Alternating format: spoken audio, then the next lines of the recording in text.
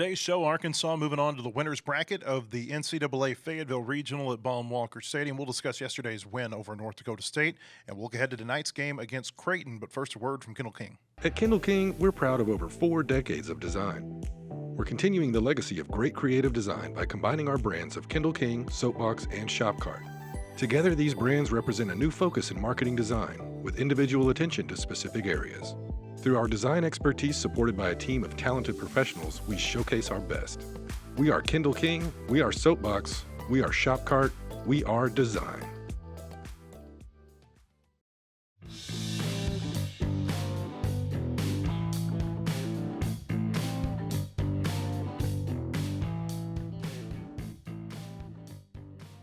Arkansas beat North Dakota State 6-2 yesterday at Baum-Walker Stadium. 10th consecutive time that Arkansas has been in a regional. They've won their regional openers, so they move to the winner's bracket to take on Creighton tonight.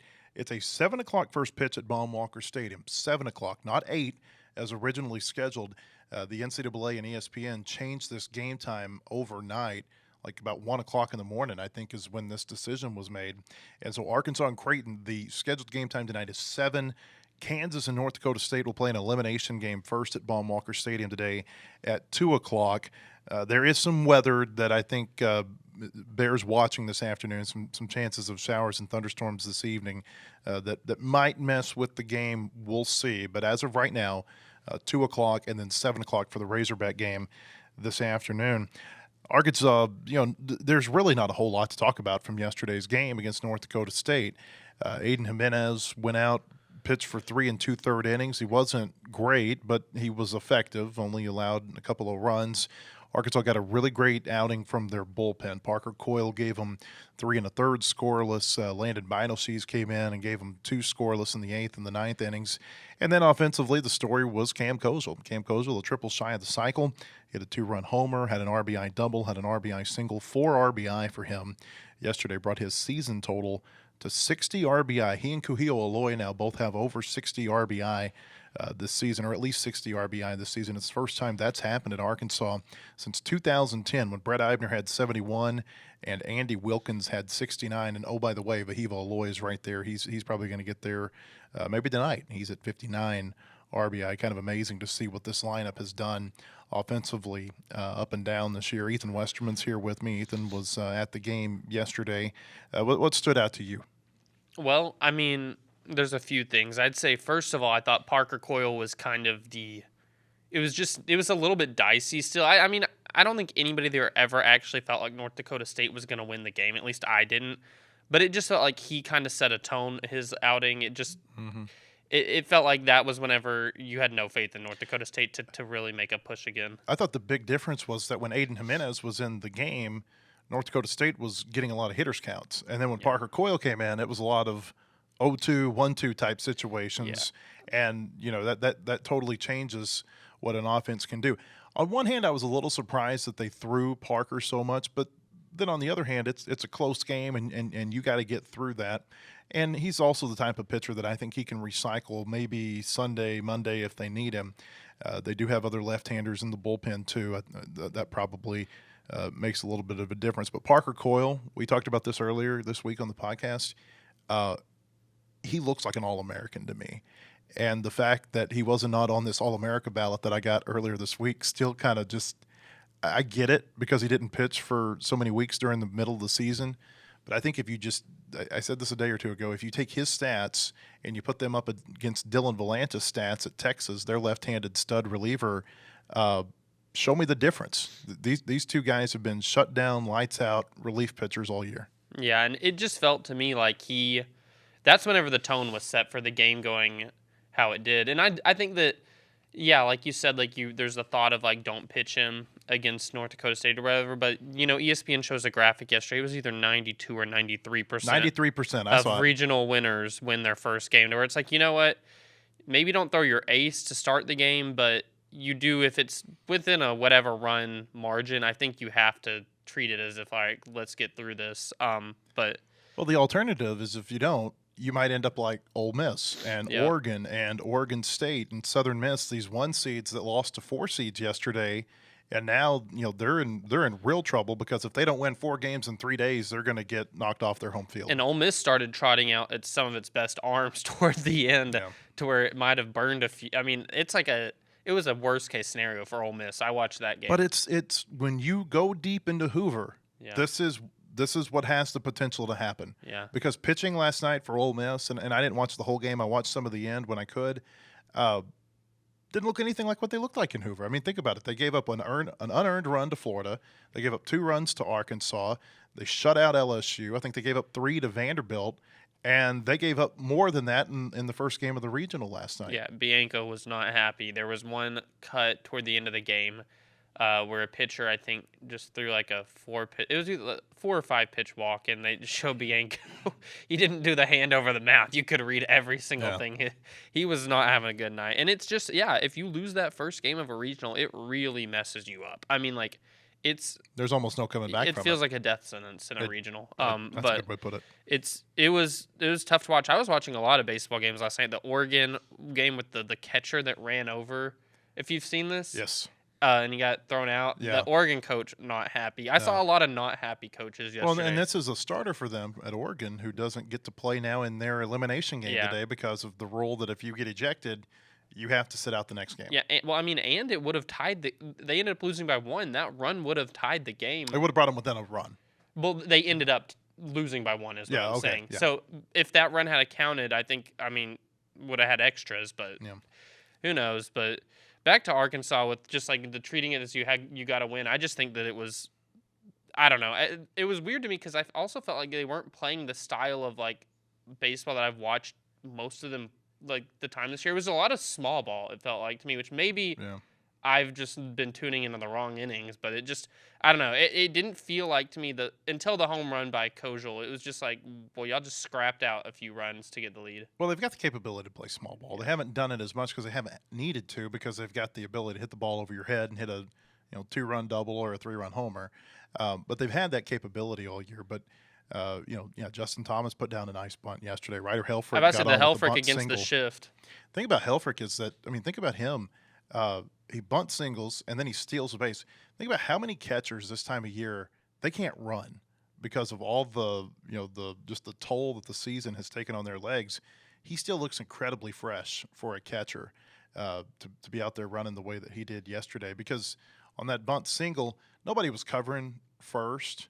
But he was still flying down the line. Mm-hmm. And I think even if they had maybe a better defensive situation there, he still might have beaten out that bunt. So that was one of the things that stood out to me yesterday. Yeah, and he also he threw out 2 runners, which was, I think, his first. The same runner, twice. Yeah, the same runner twice. Inning. It was tied his Arkansas career high with number of runners caught stealing in a game, and I think it was his first time to throw somebody out since like Missouri. Yeah, it was. In fact, he threw out 2 runners during that Missouri game. The second of the doubleheader. And then I think 15 consecutive had stolen.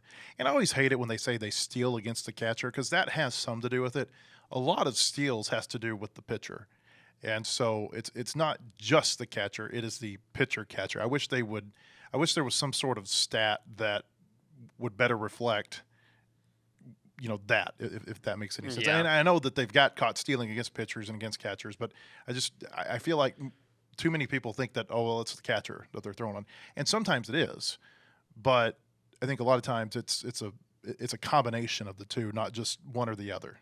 I made a joke yesterday about I was looking at who always caught stealing, and I said, he's gotten against a bunch of SWAC teams, because it was like Grambling, UAPB, and Missouri. The same guy got thrown out twice yesterday. It was Sam Canton. And on the second one, I don't know what he was doing. He never even slid into second, and Vahivo Aloy tagged him on his thigh. Yeah, I made the comment to Christina by me. I said, I get it. They got to kind of manufacture some offense. I said, but you would think like they're just running into outs right now. Like if I'm them and I've got a guy on first with no out, I was either no outs or 1 out. I'm like, I'm not running into an out right now. Well, both times it was 2 outs. Yeah. And the out at second was the out that ended the inning. Yeah. So there were 3 big defensive plays that ended innings yesterday. Those 2 caught stealings by Ryder, and then I thought Brent Iredale made a phenomenal play on that high hopper to third. That was that was the ultimate like momentum changing play, because if that gets over him, it's scoring a run. Instead, it ends an inning. Yeah, they had 2 on and 1 out. Yeah, you go from a run scoring to inning-ending double play. So that's a huge. That felt like, to me, it sucked the life out of North Dakota State for a little bit, because they were trading punches with Arkansas early, and then that kept and then Arkansas punches in the bottom of the inning, and that's when you could start to feel a little bit of separation. Dave Van Horn spoke after the game, and this is what he had to say about the Razorbacks' regional opening win. To me, I thought both teams did a great job with their bullpens. Their reliever came in and held us down there at the end. We didn't tack on any runs, but Parker and Landon came in and did a tremendous job today. No walks between the two of them the last 5-6 innings, whatever it was. We got a couple of big hits, or should I say Cam did, and that was the difference in the game. They left eight stranded. We had 6. But Aiden wasn't real sharp as far as the command. He walked 4. And then after that, we made them earn everything that they got. And it was I'm not going to call it a boring game, but it was just a solid game. We didn't make any mistakes. Just feel good getting a win. When you can pitch and play defense, it can make a game feel very boring. And that's what I felt like Arkansas did yesterday. They just kind of sucked the life out of North Dakota State after they got those 2 leadoff guys and scored in the first 2 innings. It was like watching a boa constrictor go to work and just squeeze the life out of a team. Yeah, I mean, it's not like Arkansas had a crazy great offense. I mean, North Dakota State and Arkansas both had 9 hits. It was just the matter of Arkansas didn't give them as much. Stranding, like Dave Van Horn mentioned, stranding 8 on base was just kind of the difference in the game. And it was kind of when it happened, too. Like you said, it was while they were trying to, like, go punch for punch with Arkansas, which you already knew going into the day was going to be a tall task. And that double play, I really do think was probably the play of the game. There was an element of rustiness to Arkansas yesterday, which I was interested to see how that would work out, because they had not played a whole lot lately. I mean, the Ole Miss game, I wrote this earlier this week, that it's the first time that they have played once in a 13-day span since 2008. So this is a very rare in-season lull. And you might say, well, in other years they went 2 in 13 days, and that's true. But I mean, still, you're talking about half the number of games, and so the fact that Arkansas was able to match them in those first 2 innings, I thought was really impressive, because, again, they just haven't played a whole lot of baseball, and the only time they did play, it didn't go real well against Ole Miss down at Hoover last week. This is what Van Horn had to say yesterday about Arkansas responding to those early North Dakota State runs with runs of their own. What did you think about the way your team responded getting runs in the bottom of both of those innings? Yeah, Aiden got off to a rough start throwing the ball over the plate. It seemed like to me that the zone was pretty tight early, and it got better. Sometimes you see that. And, there were some pitches that didn't go his way. I think it frustrated him. And, if you were sitting behind, which I think most of you guys are, the ball was really running to his arm side, and it was almost running off the plate over there. And so I talked to Ryder about it. But yeah, I thought our offense did a great job of coming in and matching what they did and not let them gain a whole lot of momentum. So Arkansas moving on to play Creighton tonight against 7 o'clock first pitch. We'll talk more about that game here in just a minute. Want to tell you, you can get the latest breaking news on all Razorback sports at wholehogsports.com. Most in-depth source for all Arkansas sports, analysis, latest in recruiting, unique stories on all your favorite teams. You can subscribe today at wholehogsports.com. If this is the first time you've seen our podcast, we don't usually do it on the weekends, but we're doing it with Arkansas in the regional. We'll probably continue this as the postseason goes along if they advance past this weekend. But we do have a podcast daily, Monday through Friday. You can subscribe to our podcast by searching Whole Hog Sports on Apple or by going to our Whole Hog Sports YouTube page. We'll talk Arkansas Creighton in just a moment. But first, another word from Kendall King. At Kendall King, we're proud of over 4 decades of design. We're continuing the legacy of great creative design by combining our brands of Kendall King, Soapbox, and Shopcart. Together, these brands represent a new focus in marketing design with individual attention to specific areas. Through our design expertise supported by a team of talented professionals, we showcase our best. We are Kendall King, we are Soapbox, we are Shopcart, we are design.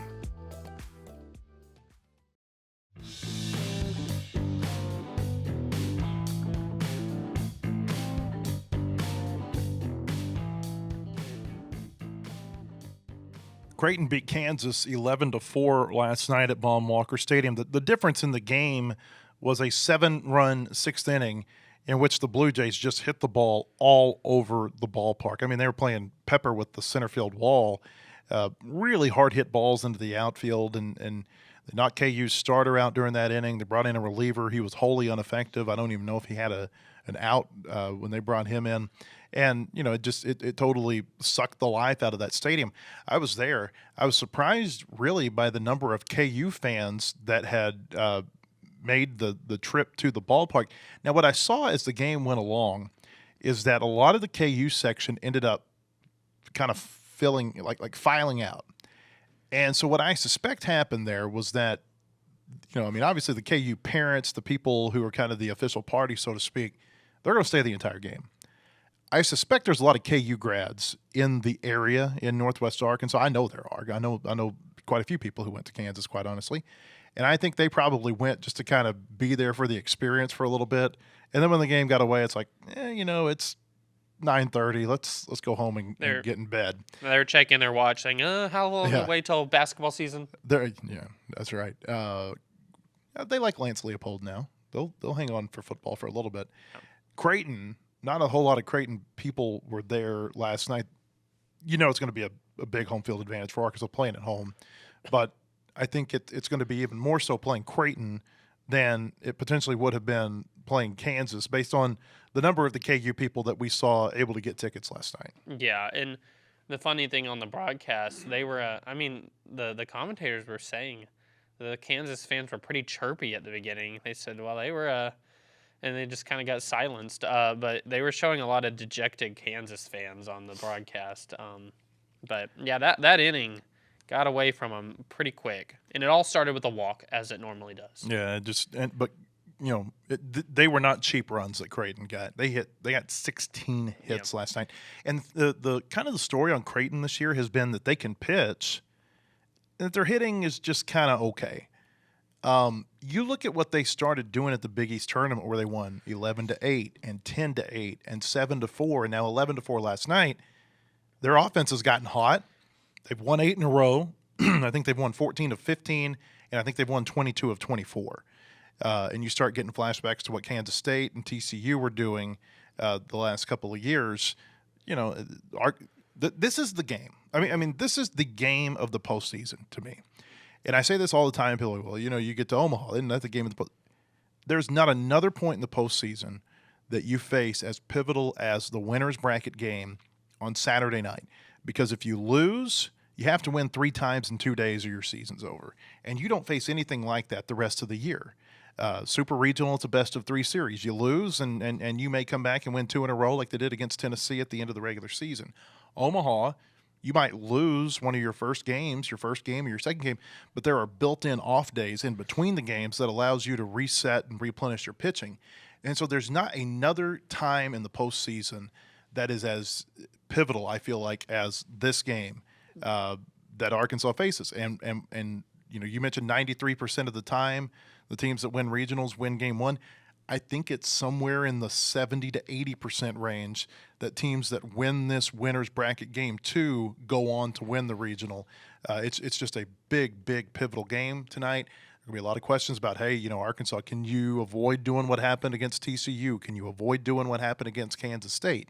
You got a hot Creighton team in here, and this is no gimme pushover game. Yeah, I mean, and I think the biggest thing is it's just an unfamiliar situation that you've ever been in all season. Is in this game, if you were to lose it, you just haven't been, like, you can drop game 1 of a super regional and you can lean back on your series in conference play where you lost the opener and bounced back and won the series. There's nothing like, I feel like, the pressure of this game. It happened softball where I thought it was going to get away from and they mounted a comeback and won, and it completely sucked the life out of Oklahoma State. You saw them get beat like 12-0 the next day. I think whoever loses this game, it just takes a really big, it all of a sudden puts all this pressure on your shoulders to be perfect. And that's so hard to do. And it's like the teams that bounce back from losing in this game and still win their regional, the rare ones that it does, I feel like it's like they truly did a good job of just staying locked in the moment of a game by game, because that's what this forces you to do if you lose this one, is you have to treat every game as just a fresh blank slate and not look ahead. And you have to slug your way out of it. Yeah. I mean, like, I think about the times that Arkansas has either done it or they've come close to doing it. 04 was the last time that Arkansas got into the losers bracket and came back and won the regional. That's the year with the Brady Toops Grand Slam. They beat Wichita State 11-9 that day. And they came close to doing it in 17 because they beat Missouri State in the 11-10 game that ended at 3 o'clock in the morning, 3:10, quite honestly, or more specifically, 3:10 in the morning in the rain, an 11-10 game. You got to slug your way because nobody's got – you might have a deep pitching staff. Nobody's got a deep enough pitching staff that you don't have to start to recycle a lot of guys with tired arms to try to make your way through this situation. Yeah. And it's also – usually, like, why it compounds so much is if you lose this game and then you're trying to make your way back out of the bracket with your tired arms, it's usually against an offense that had success against you the first time you played them. And it's just like if Arkansas was to lose this game, tell me that trying to claw their way out of a loser's bracket, they'd want to see Nolan Sailors, who's phenomenal. Like, had a nice game just last like night. keep on having to, like, you got to get him out over and over a week, and it's just, it compounds where the pressure is just on you over and over. That guy he's really good. How crazy is this? We were talking about Cam Kojul was he a triple cycle? A triple? They were. I think they were both a triple shy of the cycle. Sailors, I think, was a single. Oh, was that right? He got the double, the triple, Okay. and the home run, and he was the single away. Yeah, so Kojal was a triple shy of the cycle. And Nolan Sailors, I think, was a base hit away. Creighton tripled twice last night. It was the 5th time this year that they have tripled multiple times in a game. They actually had a 3-triple game earlier this year. I think against Xavier, maybe it was Villanova. I can't remember. But they had a 3-triple game earlier this year, and then they've had 4 2-triple games. Yeah, about to say, looking at their season stats, it's like, oh yeah, they can kind of hit. And then I watched last night's game, like, okay, maybe we need to have some recency bias and give this lineup a lot more credit, or maybe Kansas just couldn't pitch. I don't know, but they were rolling yesterday. Zach Root's going to throw for Arkansas tonight. That's not surprising. I mean, Dave Van Horn kind of, I think, maybe gamesmanship more than anything, kept it open for interpretation the last couple of days about whether or not Zach or Gage Wood would throw in this game. You don't want to rethink the wheel too much here. I mean, you don't want to get too creative and not throw your guy in the most important game of the season. We'll see what we get from Zach Root. It's been a box of chocolates with him this year. When he's good, he's really good. You think about the Vanderbilt game, the LSU game, the Texas game. And then, sometimes it unravels on him pretty quick. You think about Tennessee when he gets through 3 innings and 31 pitches, and then he can't get through the 4th when he throws 37. Ole Miss, I didn't think he threw terrible against Ole Miss. I thought his middle infield let him down.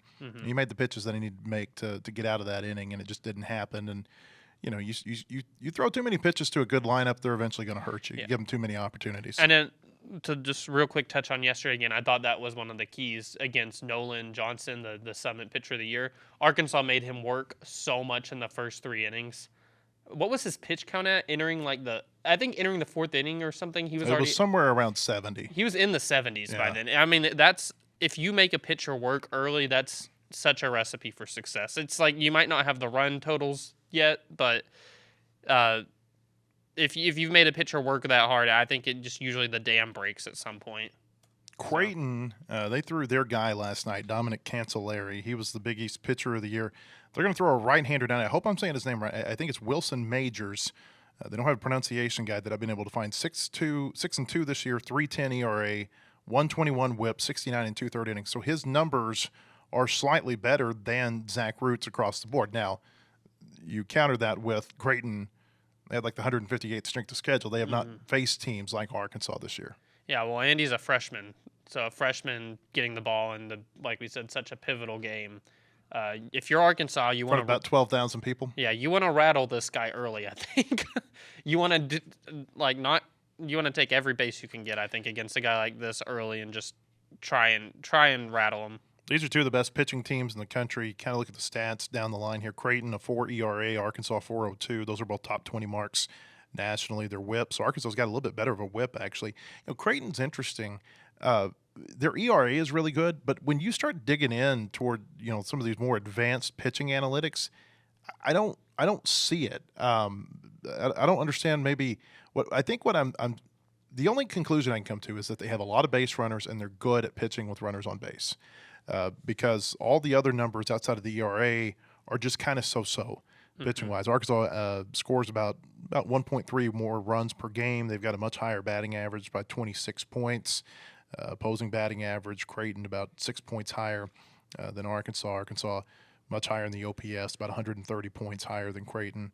And Arkansas fields the ball really well. Creighton, a 971 fielding percentage. That's something probably to watch a little bit in this game. But you throw all that out the window. It's about 9 innings tonight. Who has the best team for those 9 innings? And again, Creighton is red hot.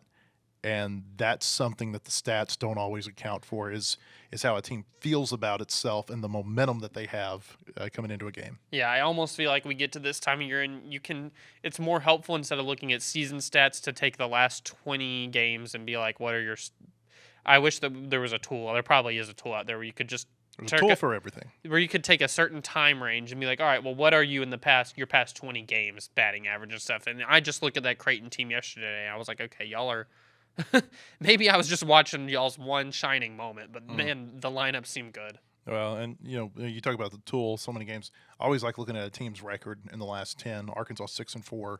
Creighton is 9-1. Not the same competition. That's noted, but Creighton is 9-1 in its last 10 games. Hope you'll come to our website, wholehogsports.com, tonight for all of our coverage from not only this game, but also Kansas, North Dakota State. We'll have reporters out at Baum to cover that elimination game as well. We'll have another short, bite-sized podcast tomorrow morning looking back at what goes on in today's games at Baum Walker Stadium. Hope we see you there or at our website, wholehogsports.com. Have a great day, everybody.